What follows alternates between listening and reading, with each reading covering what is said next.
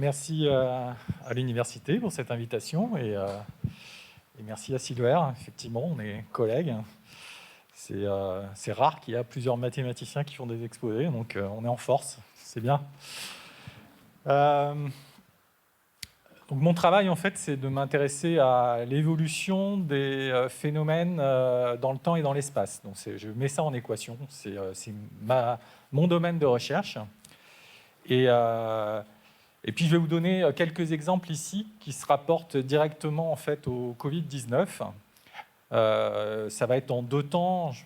Il y aurait beaucoup à faire, hein, donc il a fallu choisir. Donc j'ai pris un exemple en fait, de mathématiques qui peuvent vraiment servir sur un cas concret qui était notre vie d'avant, quand il y avait le sas sanitaire. Je voulais vous montrer les probabilités en fait, d'introduction du virus avec le sas sanitaire. Et puis dans un deuxième temps, je vais vous exposer, mais très rapidement parce que c'est plus complexe, un modèle qui permet en fait d'estimer l'évolution de la propagation de la maladie. Donc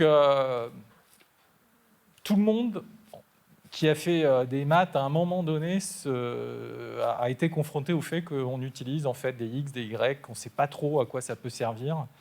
Souvent, en fait, j'ai des élèves ou des enfants qui me disent voilà, on fait des mathématiques, on ne sait pas à quoi ça correspond. Eh bien, vous allez voir que ça a quand même un effet qui est... c'est vraiment utile, ça permet d'éclairer sur des choses qui sont vraiment concrètes. Un des piliers en fait, des mathématiques, il y en a plusieurs, hein. Il y a l'algèbre, il y a l'analyse. Là, ce sont les probabilités. Donc, les probabilités, c'est assez proche de la vie, hein. On a toujours dans notre vie, quand on fait un choix, on essaye toujours en fait, d'évaluer les probabilités de prendre un chemin plutôt qu'un autre qui est plus rapide ou pas. On est tout le temps en train de faire des calculs. L'avantage en fait, de les mettre par écrit, c'est que quelque part, on peut se raccrocher à quelque chose qui nous permet de donner des informations concrètes. Dans ces probabilités, il y a des probabilités qui sont discrètes, hein, vous savez, quand vous lancez un dé, puis il y a des probabilités qui sont continues. Donc là, je vais vous parler des probabilités continues. Et la base de tout ça, c'est une variable aléatoire hein, qu'on appelle x. Et la probabilité, c'est on a un événement et on essaye en fait de trouver la probabilité que cet événement arrive. Il peut être aussi quantifié. Ici, j'ai la probabilité que grand X, qui est ma variable aléatoire, est inférieure à une certaine valeur petit x. Et on peut et cette variable, en fait, on la raccroche à une distribution de probabilité qui est dessinée ici. Cette distribution de probabilité ici, c'est une loi gaussienne. C'est une des lois les plus connues, hein, qui est vraiment utile. Un de mes profs de maths disait que si Dieu était mathématicien, il serait probablement gaussien. Alors maintenant, le SARS-CoV-2, si on veut essayer de comprendre pourquoi on a choisi, vous savez, au tout début, une quarantaine de 7 jours et de 14 jours. Alors d'où ça vient ça ? C'est assez intéressant parce que dans l'histoire de la Calédonie, on a été un des premiers pays à mettre en place une quarantaine et on a été un des premiers pays à mettre les gens, à les isoler en fait, dans des hôtels. Et on s'est demandé effectivement combien de temps il fallait les mettre pour en fait, qu'on s'assure que le virus ne rentrait pas.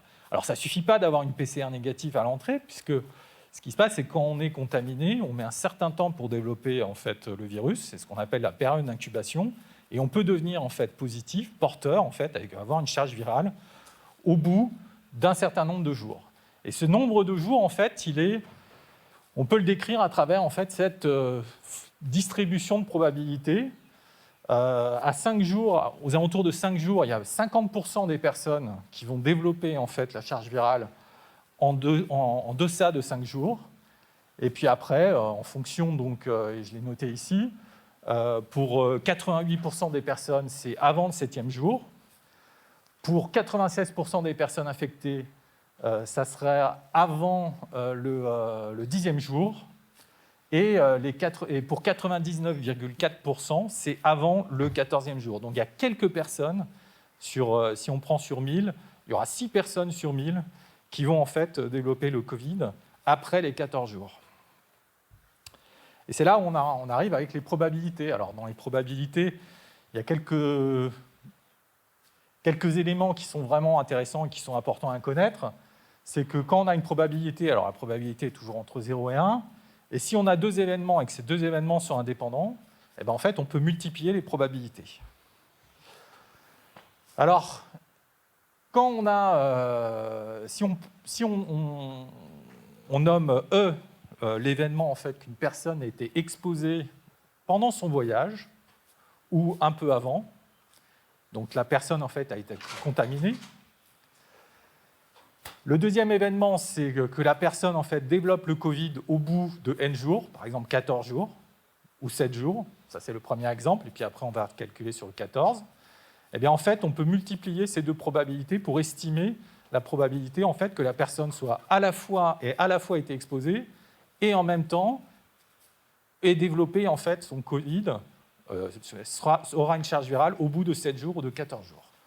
Donc, je multiplie les deux événements entre eux, et le premier que je n'ai pas indiqué ici, c'est à peu près une personne sur 60 en fait, arrivait contaminée sur le territoire. Ça, ce sont des chiffres qu'on a eus en mars. C'était à des époques où il y avait quand même, ça circulait beaucoup en métropole. Et en fait, on a estimé simplement, on capturait les gens, et il y en avait à peu près une personne sur 60 qui venait en fait contaminer. Donc la probabilité en fait, qu'elle soit contaminée, c'est 1 sur 60. Et après, si on prend en fait, la probabilité que la période d'incubation soit supérieure à 7, c'est 0,12. Et donc, on a à peu près une personne sur 500 qui va développer un Covid au bout de 7 jours. Alors 7 jours, c'était un peu court parce qu'on a des avions qui font 250-300 passagers. Ça veut dire que quasiment avec 2 avions, on pouvait potentiellement avoir quelqu'un qui rentrait et qui rentrait en quarantaine au bout de 7 jours et malheureusement développait un Covid après et pouvait contaminer d'autres personnes. Par contre, si on passait à 14 jours, là, ce n'était pas la même musique. On était sur une probabilité donc, qui était beaucoup plus faible au niveau de la période d'incubation, c'était 0,006. Et là, en multipliant en fait, ces deux probabilités, on arrivait à peu près à une personne sur 10 000. C'est ce qui a été choisi en fait, pour comprendre que le risque en fait, était vraiment contrôlé si on passait à 14 jours. Puis après, qu'est-ce qui s'est passé? On avait la vaccination qui est arrivée et on nous a posé la question, si une personne vaccinée arrive, on n'est pas forcément obligé de la mettre en quarantaine pendant 14 jours. Parce qu'en fait, comme l'indiquait Myriel, on est moins contaminant et puis on a beaucoup moins de chances d'être contaminé. Et donc après, on peut refaire les calculs avec la probabilité d'être contaminé. Et puis aussi, il y a encore plus de complexité parce que ça dépend des variants, ça dépend des vaccins. Les vaccins n'ont pas forcément tous la même efficacité. Et donc, automatiquement, on arrive à des tableaux qui sont un peu complexes comme cela, où en fait, en fonction que la personne soit vaccinée et en fonction de la période de quarantaine, 7 jours, 10 jours, on est capable de décider en fait combien de jours il faut pour qu'on s'assure que la personne ne rentre pas sur le territoire. Alors malheureusement, ce risque, il n'est pas nul. C'est ça qui est beau dans les probabilités, mais c'est aussi quelque chose qui est malheureux, c'est que le risque zéro n'existe pas, et il y avait des chances que quelqu'un, en fait, arrive à un moment sur le territoire et ait une période soit elle était vaccinée, mais quand même contaminante, et la période de 7 jours ne suffisait pas, soit elle était non vaccinée, et même si on la mettait en quarantaine pendant 14 jours, ça ne suffisait pas.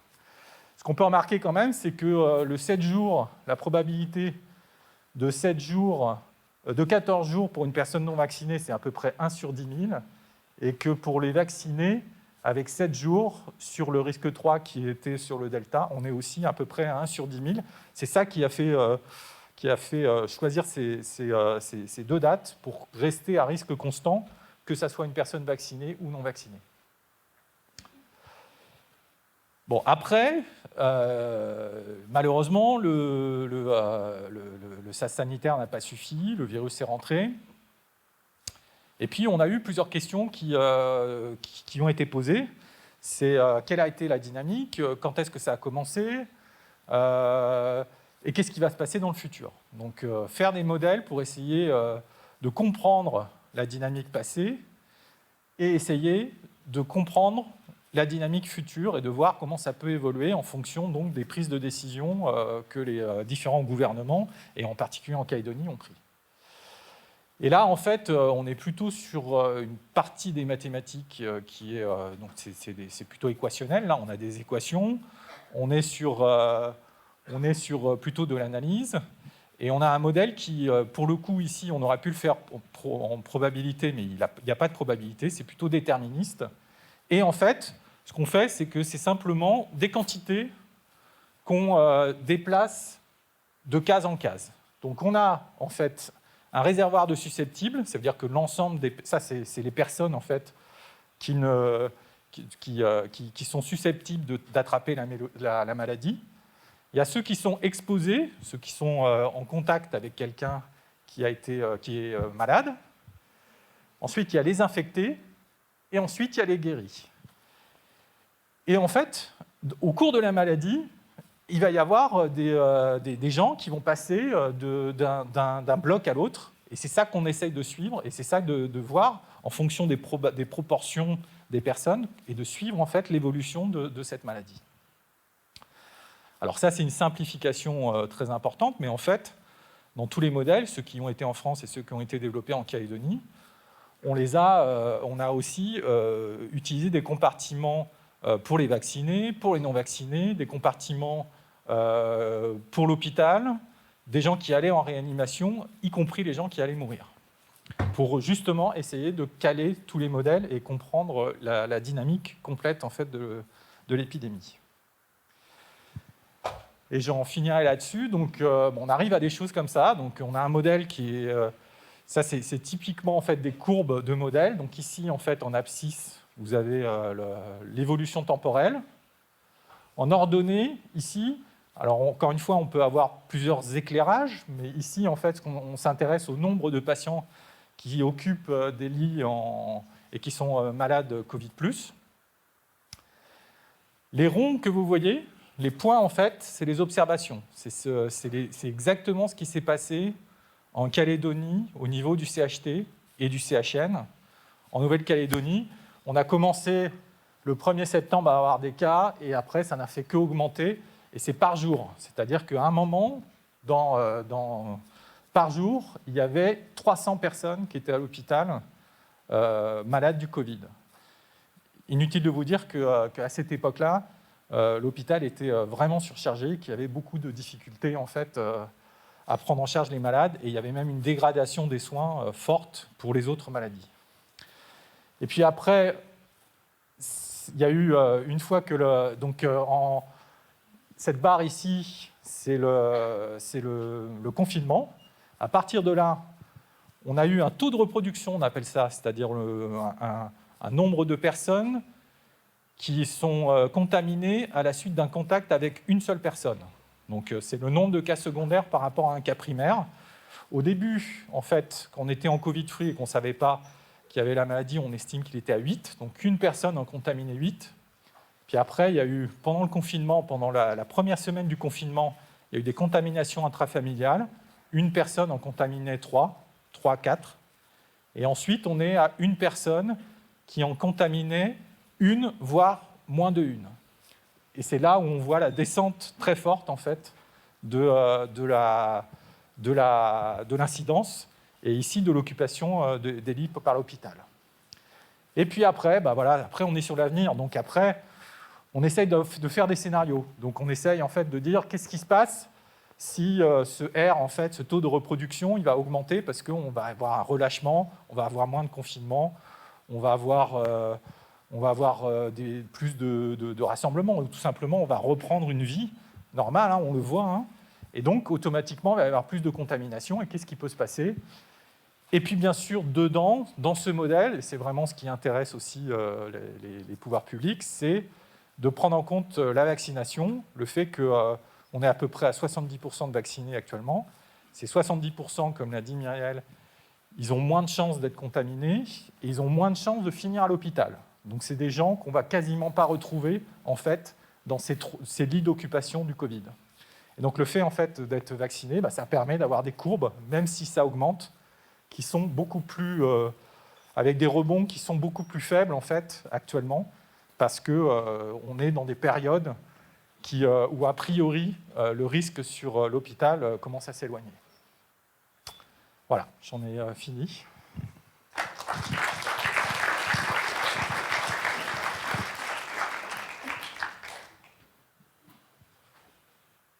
Alors, on a une question. On va essayer d'aller vite sur les questions pour essayer de rattraper notre retard. Le coronavirus allait arriver en Calédonie. Est-ce que vous avez pu déterminer à peu près le moment où il allait arriver?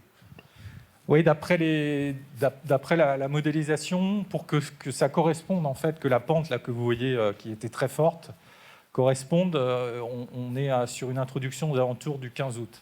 Alors, quand vous dites qu'on savait que ça allait arriver, on savait que le SAS sanitaire pouvait craquer à tout moment, d'autant plus qu'on avait un virus qui était plus contagieux, enfin une souche qui était plus contagieuse. Mais personne ne pouvait dire ça arrive tel jour. Hein. C'était quand même quelque chose qui est relativement aléatoire et qui arrivait dans beaucoup de pays. Donc on savait qu'il était fragile, on savait que ça allait arriver. Malheureusement, c'est arrivé plus tôt que ce qu'on pouvait anticiper. Ça a été détecté aussi plus tardivement dans les modélisations qu'on a faites. Si on avait une détection en fait, de l'introduction beaucoup plus, c'est-à-dire qu'on a mis dans le modèle, donc, il y a eu une introduction le 15 et ça a été détecté le 6. Et ça, c'est beaucoup trop tard en fait. Ça a beaucoup percolé dans la population. Si on avait pu ne serait-ce que le détecter une semaine avant, on aurait eu beaucoup moins de cas probablement. Allez, on prend une petite dernière. Moi, c'est juste, j'ai pas bien compris, les courbes en pointillés, là, vertes et rouges, elles correspondaient à quoi? Ouais, c'est normal que tu n'aies pas compris, parce que je ne l'ai pas dit, mais en fait la pointillée, ici, c'est un relâchement très important à partir du 1er janvier, au niveau de... Donc le R, en fait, repasse à 5, c'est-à-dire que une personne en contamine 5. La rouge, qui est probablement la plus probable, c'est un scénario un peu intermédiaire, avec une personne qui en contamine 2 à 3. Et puis la noire, on reste sur